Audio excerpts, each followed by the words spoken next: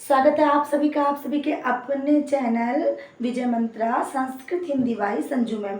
Channel को अधिकतर लोग सर्च करते हैं हिंदी बाई संजू मैम, इसीलिए जब आप हिंदी बाई संजू मैम डालते हैं तो बड़ी ही आसानी से वीडियो खुल करके आपके सामने आ जाता है।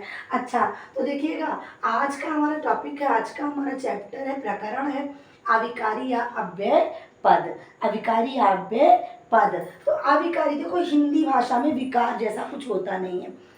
यहाँ पे विकार का मतलब होता है परिवर्तन, तो इसका मतलब अविकारी का मतलब होता है जिसमें परिवर्तन संभव ना हो।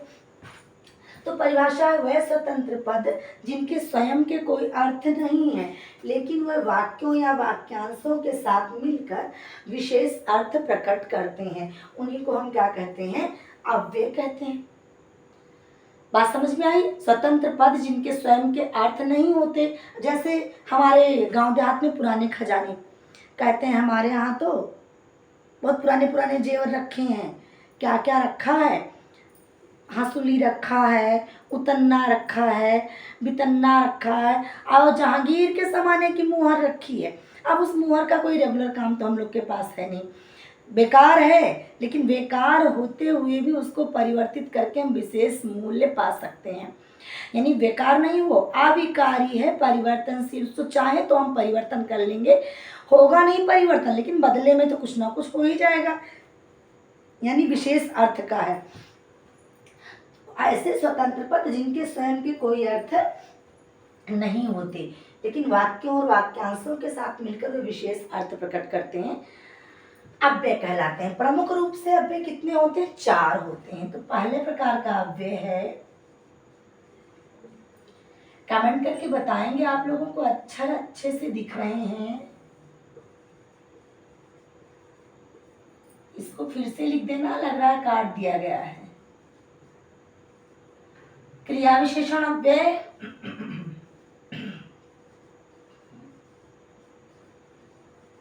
समुच्चय बोधक अव्यय,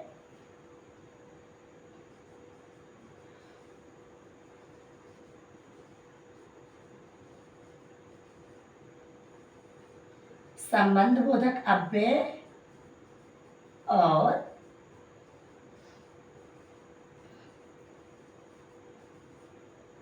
विस्मयादि बोधक अव्यय। इसका मतलब अगर प्रश्न आता है अव्यय कितने प्रकार के होते हैं, तो आप बताएंगे 4 प्रकार के होते हैं, क्रिया विशेषण, समुच्चय बोधक, संबंध बोधक और विस्मयादि बोधक। लेकिन वर्तमान में भाषाविदों ने एक और अव्यय को जोड़ा है जिसका नाम है निपात। अतः अगर प्रश्न आता है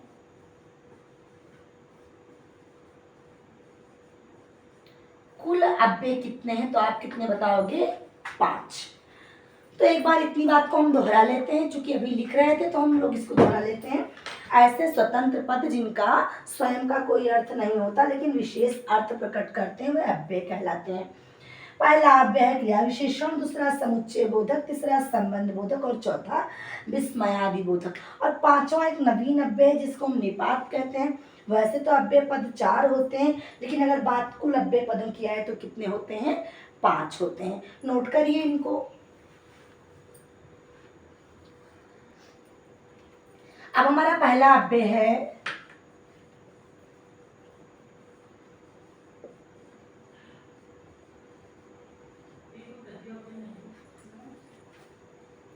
क्रिया विशेषण अव्यय। अब क्रिया विशेषण अव्यय किसे कहते हैं? ऐसे अव्यय पद जो क्रिया की विशेषता बताते हैं उन्हें हम क्रिया विशेषण अव्यय कहते हैं।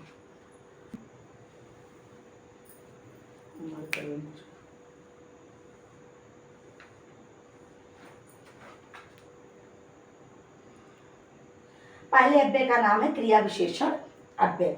तो क्रिया विशेषण अव्यय किसे कहते हैं? जब अव्यय में क्रिया संबंधी विशेषता प्रकट होती है तो हम लोग उसको क्रिया विशेषण अव्यय कहते हैं। तो क्रिया विशेषण अव्यय होते हैं 4 प्रकार के। सबसे पहला प्रकार कौन सा है?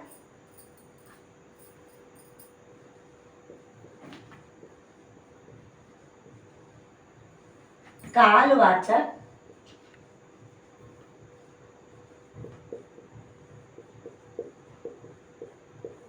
क्रिया विशेषण अव्यय। दूसरा है स्थानवाचक क्रिया विशेषण अव्यय। और तीसरा है, पहला हमारा कालवाचक हो गया और दूसरा वाला हमारा स्थानवाचक हो गया और तीसरा हो गया हमारा रीतिवाचक क्रिया विशेषण और चौथा हो गया हमारा परिमाणवाचक क्रिया विशेषण अव्यय। अब एक एक करके जान लेते हैं। तो सबसे पहले जानते हैं किसको कालवाचक क्रिया विशेषण अव्यय किसको कहते हैं। तो नीचे से 3 हटा देते हैं, लिख लिए होंगे आप लोगों ने। सबसे पहले हम लोग चर्चा करते हैं कालवाचक क्रिया विशेषण अव्यय की। तो कालवाचक क्रिया विशेषण अव्यय हम लोग किसको कहते हैं। देखो, काल माने होता क्या है, काल माने होता है समय। तो जब अव्यय शब्द समय संबंधी विशेषता प्रकट करें तो कालवाचक क्रिया विशेषण अव्यय हो जाता है। जैसे आज, कल, परसों, सुबह, दोपहर, शाम आदि। हमारा दूसरा अव्यय है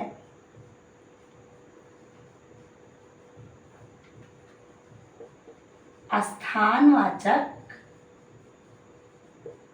क्रिया विशेषण अव्यय। और ये कब होता है, एक बहुत पुरानी पिक्चर में संतोषी माता का गाना है, यहाँ वहाँ जहाँ तहाँ मत पूछो कहाँ कहाँ है संतोषी माँ। तो लास्ट का संतोषी माँ, उनको नमन करके छोड़ देंगे। अब पद हमारा यहाँ वहाँ कहाँ जहाँ यत्र तत्र सर्वत्र इत्यादि, इनको हम क्या कहेंगे, स्थानवाचक क्रिया विशेषण अव्यय कहेंगे। उसके बाद हमारा तीसरा क्या है,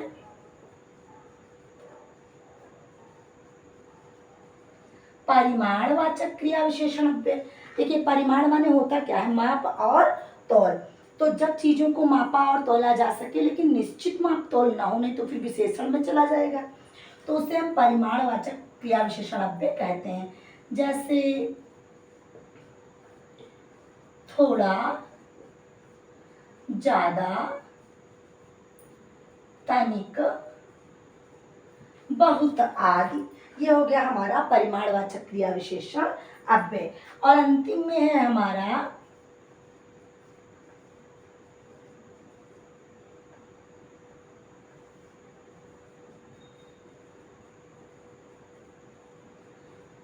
रीतिवाचक क्रिया विशेषण अव्यय। अब ये कब होगा, जब परंपरागत शब्द हो जो किसी और श्रेणी में ना जा पाए। जैसे हम लोग कहते हैं झटपट, एकाएक, बहुधा, हालांकि आदि। बच्चों, एक बार हम लोग इसको फिर से समझ लेते हैं। तो हमारा अव्यय का नाम है क्रिया विशेषण अव्यय। जब क्रिया संबंधी विशेषता बताई जाए तो क्रिया विशेषण अव्यय होता है। क्रिया विशेषण अव्यय को 4 भागों में बांटा गया है। पहला है कालवाचक, जिसमें होता है समय संबंधी सूचना, आज, कल, परसों, सुबह, दोपहर, शाम, 1 महीने पहले, 2 महीने बाद, वर्षों पहले, वर्षों बाद आदि। स्थानवाचक में यहाँ वहाँ जहाँ तहाँ कहाँ, यत्र तत्र सर्वत्र अन्यत्र इत्यादि। और परिमाणवाचक में थोड़ा, ज्यादा, तनिक, बहुत आदि। और रीतिवाचक में झटपट, एकाएक, बहुधा, हालांकि इत्यादि। तो ये हो गए हमारे क्रिया विशेषण अव्यय। उतार लें आप लोग। हमारे दूसरे अव्यय का नाम है, पहला अव्यय था क्रिया विशेषण और दूसरे अव्यय का नाम है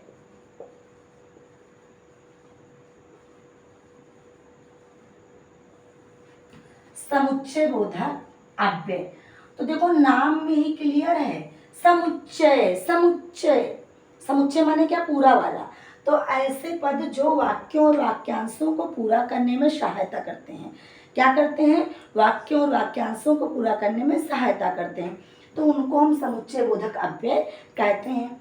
जैसे तथा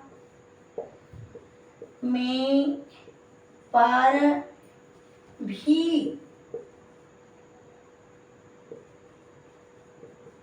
इसलिए आदि। कोई दिक्कत? अब देखो ये कैसे जुड़ते हैं, राम तथा श्याम, घर में बिल्ली, मेज पर चूहा, सीता भी अच्छी लड़की, इसीलिए वो चला गया, है ना। अब एक में मत जोड़ दीजिएगा, सीता भी अच्छी लड़की इसीलिए वो चला गया, है ना। दोनों पद अलग अलग हैं। तो ये हो गया समुच्चय बोधक अव्यय। अगला है हमारा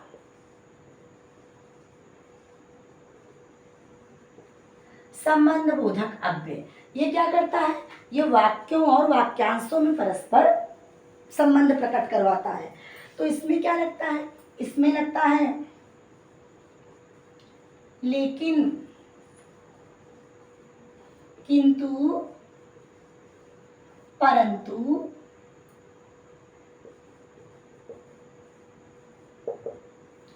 वस्तुतः इत्यादि।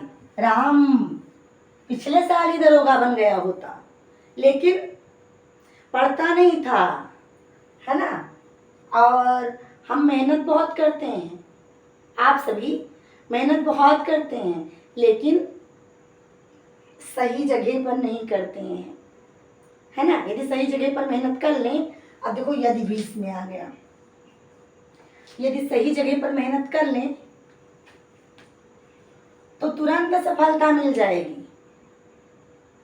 और जैसे ही सफलता मिलेगी वैसे ही लोग क्या कहने लगेंगे, तो बहुत अच्छा लड़का है। देखिए आप लोग कभी भी देखिए, होता क्या है कि जब तक आप सफल नहीं हैं, सब लोग एक एक बार सोच के देखो, बचपन में किसी घर से गए होंगे, अभी आप तो खैर सब जो है थोड़ा ऐसी फैमिली से होते हैं, बच्चे मोबाइल में व्यस्त रहते हैं, कहाँ किसी के घर जाते हैं। अच्छा पहले जब हम लोग छोटे हुआ करते थे, उस समय बच्चे मोबाइल हम लोग के पास होता नहीं था, तो टीवी भी देखने किसी न किसी घर चले जाया जाता था, टीवी सबके घर नहीं होता था। अब ऐसे में क्या हो कि किसी की मम्मी क्या क्या करने आए हो, बताओ, अब चुपचाप हम लोग निकल जाए।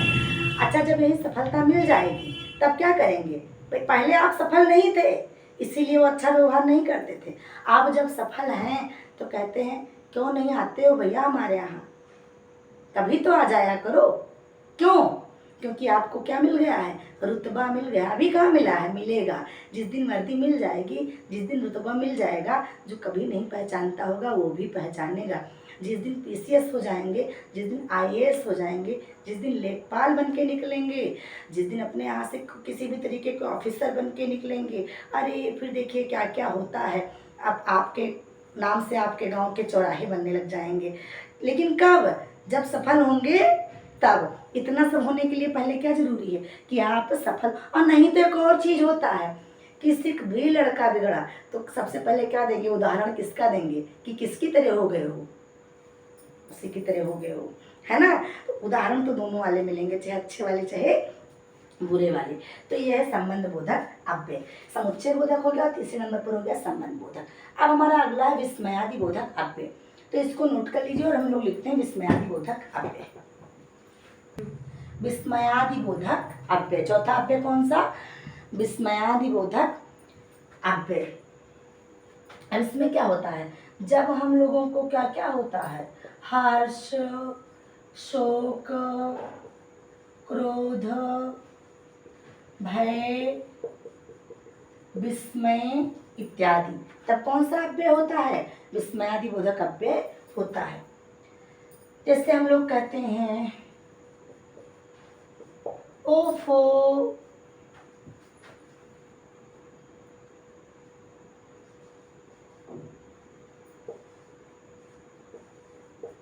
कब आओगे तुम? ये कौन है जो कब आएगा? नौकरी। ओफो, कब आओगे तुम? अरे अब तो आ जाओ। हो गया ना।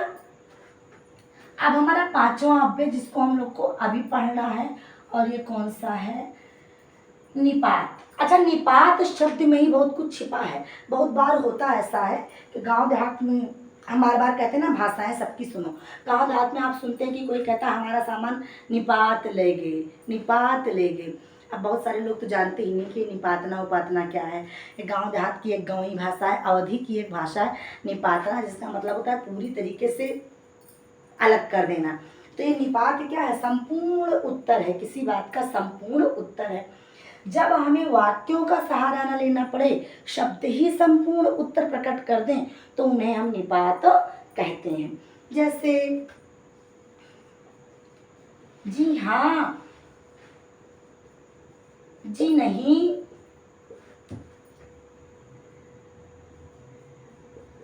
हाँ, बिल्कुल नहीं। भाई कोई आपसे पूछता है फॉर्म वार्म भरे हैं भैया, तैयारी करते हैं, तो आप कहते हैं जी हाँ, उत्तर पूरा हो गया ना। कभी कभी क्या होता है कि हम लोग कहते हैं कि अच्छा पढ़ाई नहीं करते हैं, तो कहते होंगे जी नहीं। और कभी कभी कहते हैं हम लोग कि अच्छा इसमें से कौन 9 बजे तक सोता है, किसी को उठा देते हैं, आप सोते हो, कहते नहीं बिल्कुल नहीं। तो इसमें क्या हो जाता है? निपात हो जाता है। अच्छा निपात का एक और प्रकार है ही भी, ये भी निपात है, और ये दोनों निपात बहुत भयानक वाले निपात हैं। भयानक निपात कैसे? तो ये है भयानक वाले निपात। भयानक निपात कैसे हैं? इनको लगा दो बस भयानक बन जाएगा। ऐसे हमारे यहाँ एक शिक्षक हैं, अभी निपात बड़ा मजेदार है लेकिन सुनिएगा। बता रहे थे कि एक बार उन्होंने अपनी पत्नी से कहा, पत्नी ने उनसे कहा कि हम आपको बहुत प्रेम करते हैं। तो उत्तर क्या होना चाहिए? हम भी आपको बहुत प्रेम करते हैं। लेकिन उन्होंने पत्नी से ऐसा नहीं कहा, उन्होंने कह दिया हाँ वही जो आप समझ रहे हैं, हम आपको भी बहुत प्रेम करते हैं। निपाते गड़बड़ाया, हो गई पिटाई। ठीक है। अच्छा या हम लोग कहते हैं भगवान के पास जाए, मान लो हम लोग भगवान के पास गए, भगवान से कहते हैं हे भगवान आप ही मेरे सब कुछ हो।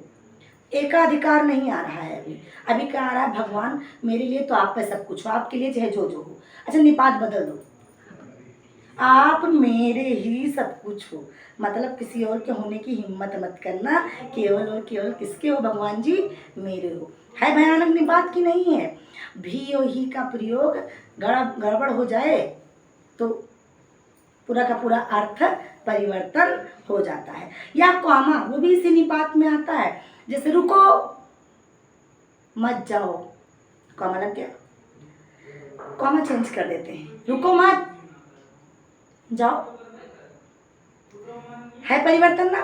तो ये जो संपूर्ण अर्थ प्रकट करने वाले शब्द हैं बच्चों, इन्हीं को हम लोग निपात करते हैं।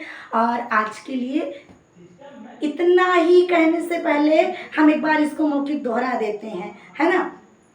तो आज हम लोगों ने क्या पढ़ा कि अव्यय किसे कहते हैं? वह विकारी पद जिनके स्वयं के कोई अर्थ नहीं होते, लेकिन वे वाक्यों के साथ जुड़कर विशेष अर्थ प्रकट करते हैं, उन्हें ही हम अव्यय कहते हैं। प्रमुख रूप से अव्ययों की संख्या कितनी होती है? 4 होती है। कौन कौन से? क्रिया विशेषण, समुच्चय बोधक, संबंध बोधक और कौन सा? विस्मयादि बोधक। लेकिन कुल अव्ययों की बात करते हैं तो कुल अव्ययों की संख्या होती है 5, और 5वां अव्यय कौन सा होता है? निपात। अब सबसे पहले हमारा अव्यय कौन सा? क्रिया विशेषण। जब क्रिया संबंधी विशेषता प्रकट हो तो क्रिया विशेषण अव्यय, जो कि कितना प्रकार का होता है? 4 प्रकार का होता है।